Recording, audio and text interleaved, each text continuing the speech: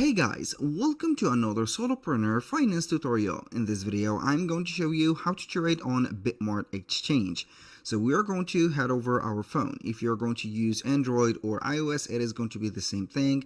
The only thing different is going to be the App Store market. So if you're going to be on iOS, you're going to click on App Store, and if you're going to be on Android, click on Play Store. Now, once you have been there, you're going to head over the search and type in only BitMart.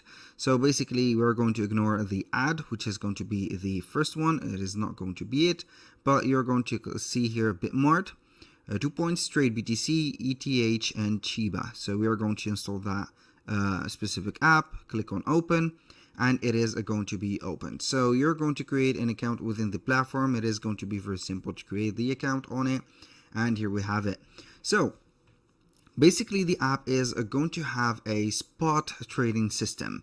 That means it is not going to be the normal trading options or the trading that you know, like the XM or XNES, but it is going to be something not the usual. So when you're going to head over your spot, you're going to click on trade first, and then you're going to have spot, margin, and buy and sell. So the spot is going to be the focal point of today.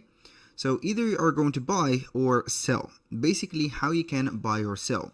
So you're going to set up maybe a limit, a market, as you can see, price, trigger, the TP or SL, which is going to be the usual one, and etc. And you're going to start a normal trading. But if you're going to have a limit, that means that you're going to buy or sell your asset directly and convert it to a USDT, for example, BTC, or whatever you want. So you're going to select from the currency or the assets, the pair that you're going to have the trade in, for example, from to.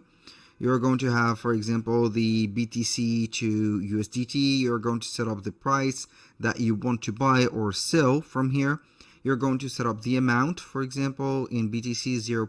I'm going to put here this one, for example, and then you're going to find the total. When you finish, you are going to click on buy or sell, depending on the specific right there, as you can see here, coin or asset. And for the selling, it is going to be the same thing.